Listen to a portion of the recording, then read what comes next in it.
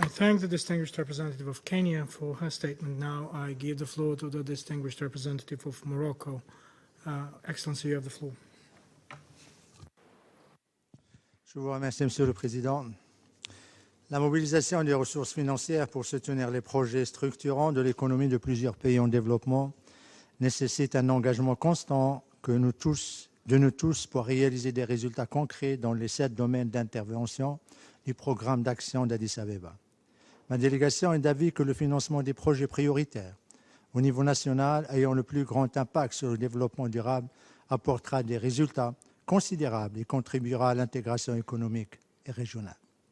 Dans ce cadre, il serait important d'aider les gouvernements des pays en développement à mobiliser les financements nécessaires pour développer les micro, petites et moyennes entreprises.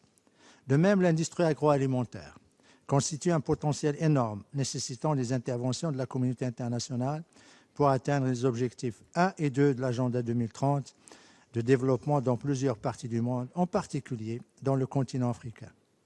Le secteur de l'éducation est lui aussi promis un avenir porteur de potentialités à exploiter, d'autant plus qu'il représente un passage obligé pour assurer la formation d'une jeunesse qualifiée et compétente et développer l'esprit entrepreneurial. En outre, le renforcement des investissements dans les pays en développement donnera des opportunités au gouvernement de ces pays à s'engager davantage pour une bonne gouvernance de l'entreprise afin de développer des partenariats publics-privés et aborder les défis à venir comme l'efficacité énergétique. S'agissant de la lutte contre les changements climatiques, il est nécessaire d'intensifier les efforts pour mobiliser davantage des ressources financières destinées à la fois aux projets innovants de développement durable et au transfert des technologies à faible émission de CO2. En vue d'importantes réductions de gaz à effet de serre dans les plans industriels nationaux. En outre, il faudrait augmenter l'aide publique au développement, dont les limites ont été abordées à différentes occasions.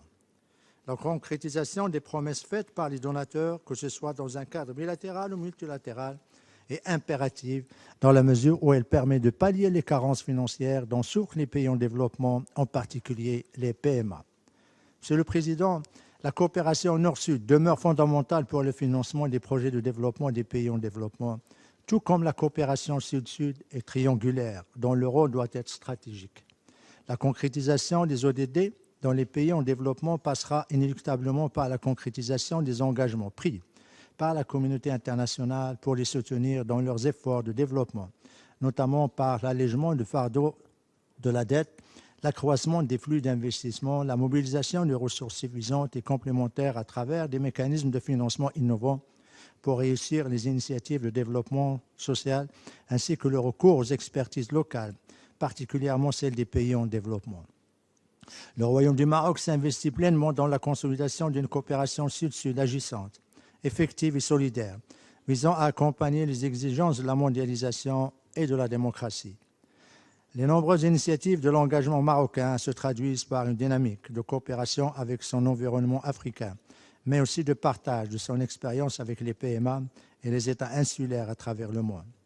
Elles se traduisent notamment par le transfert de technologies propres et l'utilisation des énergies renouvelables et de financement de projets de développement durable qui contribueront de manière substantielle à l'essor économique et à la stabilité de ces pays.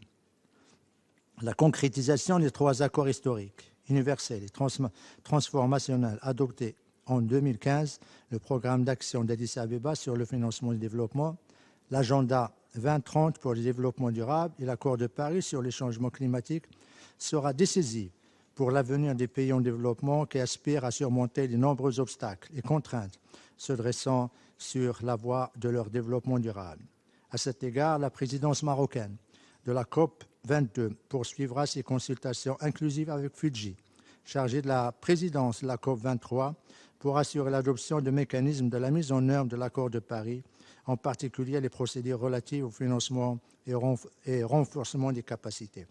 Monsieur le Président, tout à l'heure, l'ambassadeur du Venezuela a cru bon, ou peut-être il s'est trompé de salle ou d'agenda, en faisant allusion au Sahara marocain et la nécessité d'intégrer les SDGs.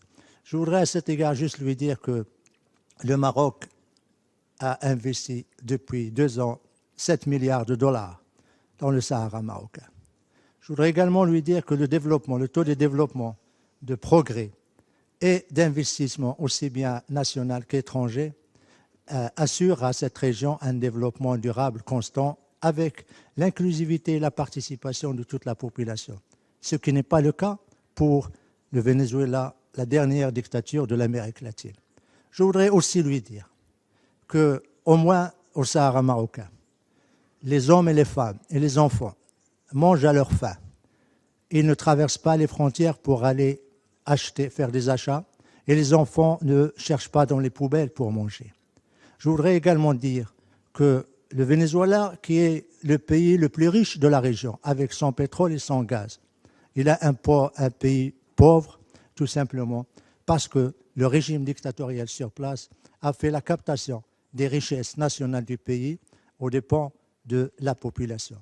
Dernière observation, Monsieur le Président, juste pour dire qu'il ne peut pas y avoir de développement sans démocratie. Il ne peut pas y avoir de développement sans respect des droits de l'homme. Il ne peut pas y avoir de développement sans état de droit et le respect des élections et du scrutin. Il ne peut pas y avoir de développement sans qu'il y ait le respect des institutions nationales. Or, ce qui se passe actuellement au Venezuela déshonore ce pays. Et nous sommes très heureux d'apprendre que finalement, aujourd'hui, le président Maduro a fini par demander l'assistance humanitaire des Nations Unies. Le pays, le plus grand pays d'exportateur du pétrole et du gaz, demande l'assistance des Nations Unies. Ça, c'est vraiment la surprise.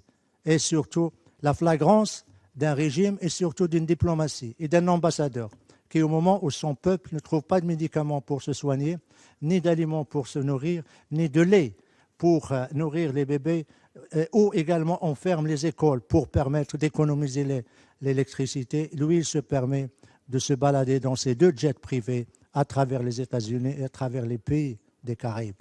Je suis désolé, Monsieur le Président, mais j'étais obligé de faire cette déclaration parce que tout simplement, l'ambassadeur du Venezuela n'a pas eu de respect ni à la présidence, ni au PGA, ni à notre salle. Nous étions en train de parler de développement et lui, dans sa croisade idéologico-politique, s'attaque une fois de plus au Maroc. Qu'il ait un peu plus de décence, qu'il ait un peu plus de respect, ne serait-ce que pour son pays qui meurt de faim, qui meurt de torture, qui meurt de dictature et surtout de répression. Je vous remercie, Monsieur le Président.